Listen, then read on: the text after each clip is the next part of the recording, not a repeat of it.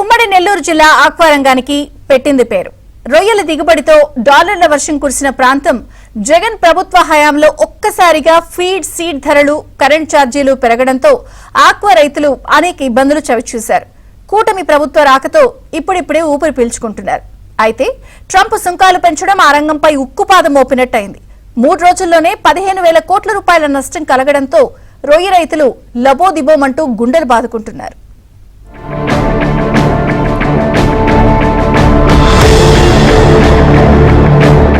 ఉమ్మడి నెల్లూరు జిల్లాలో 167 కిలోమీటర్ల దూరం మేర సముద్ర తీరం ఉంది. తీరం వెంబడి ఆక్వా సాగుకి ఎంతో అనుకూలం. తక్కువ లోతులో పుష్కలంగా నీటి లభ్యత, నీటి వనరులు, నేల స్వభావాలు అందుకు కారణం. మొదట స్కాంపీ రకం రొయ్యల సాగు మొదలైంది. తర్వాత టైగర్ రకం రొయ్యల సాగు డాలర్ల పంట పండించింది. ఎంతో మందిని కుబేరులను చేసింది. కరోనా సమయంలో విదేశీ ఎగుమతులు నిలిచిపోవడం, దేశీయ మార్కెట్లో డిమాండ్ తగ్గిపోవడం వల్ల రైతులు తీవ్ర నష్టాలు చవిచూశారు. ఆ తర్వాత జగన్ ప్రభుత్వ హయాంలో ప్రభుత్వ పెద్దలు కమిషన్ల కోసం ఫీడ్ పరిశ్రమల యజమానులతో సమావేశాలు నిర్వహించారు. అప్పట్లో ఒక్కసారిగా ఫీడ్ ధరలు, కరెంటు ఛార్జీలు విపరీతంగా పెంచేసింది. దీంతో ఆక్వా రంగం నష్టాల బాట పట్టింది. కూటమి రాకతో ఇప్పుడిప్పుడే ఆ రంగం కాస్తంత కుదురుకుంటోంది. ఇంతలోనే అమెరికా దేశ ఎగుమతులపై ట్రంప్ విపరీతంగా సుంకాలు, పన్నులు పెంచడం ఆ రంగానికి గుదిబండగా మారింది.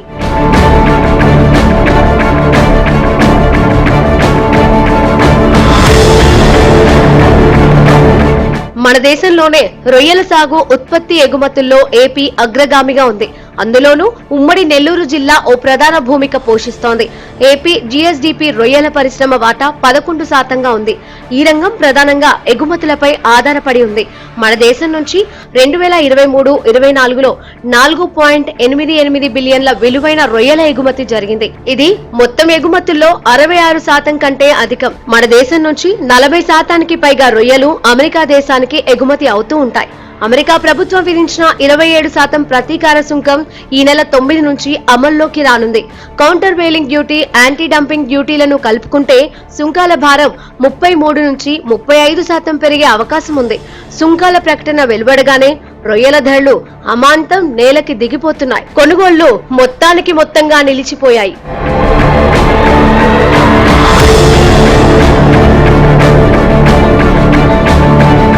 విదేశాల నుంచి తెచ్చే బ్రూడర్స్ గుడ్డును తీసి సీడ్ ను రూపొందిస్తారు. 12 రోజులు తొట్లలో పెంచి అమ్మకాలు సాగిస్తూ ఉంటారు. ఉమ్మడి నెల్లూరు జిల్లాలో పదుల సంఖ్యలో హేచరీలు ఉన్నాయి. పదుల సంఖ్యలో ఫీడ్, మందుల తయారీ పరిశ్రమలు, ప్రాసెసింగ్ యూనిట్లు, వేల సంఖ్యలో రిటైల్, హోల్సేల్ దుకాణాలు ఉన్నాయి. జనరేటర్లు, ఏరియేటర్లు వంటివి బాడుగులకు ఇస్తూ వాహనాలు ఏర్పాటు చేస్తూ కొందరు జీవిస్తున్నారు. రొయ్యల గుంతల వద్ద కాపలా ఉంటూ పనులకు వెళుతూ కొన్ని వేల కుటుంబాలు బతుకుతున్నాయి. వాటిపై ఆధారపడి వేల మంది బతుకుతున్నారు. ఇప్పుడు వారందరి బ్రతుకు తెరువు బతుకు జీవుడా అన్నట్టుగా మారింది.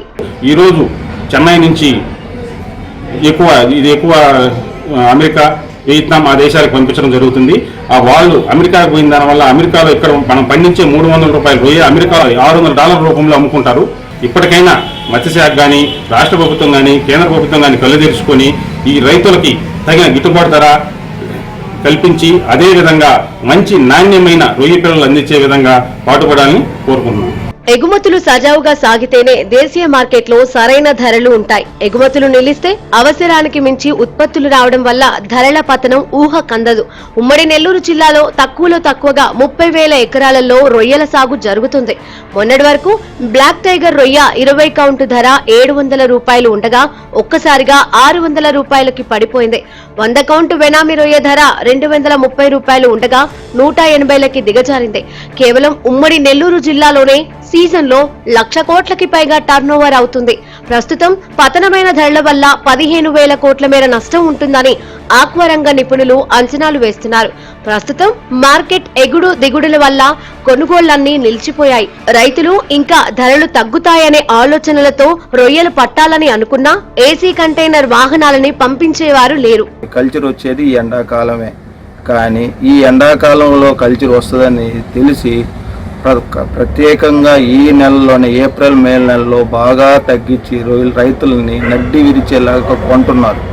వాళ్ళు సిండికేట్ అయ్యి కారు డివో తగులుతుందని ఒక కారణం, ఏ కాడికి కూట్నీళ్ళకి ఇస్తారని దాన్ని ఏమీ చేసుకోలేక అమ్ముకోలేక వాళ్ళకే వస్తుందని ఏదో విధంగా లబ్ధి పొందొచ్చని ఈ క్రాప్ వచ్చే క్రాప్ని మంచి క్రాప్కి రేట్లు లేకుండా ఇబ్బంది పెడుతున్నారు ఈ తొలి వ్యవస్థ పెత్తందారులు.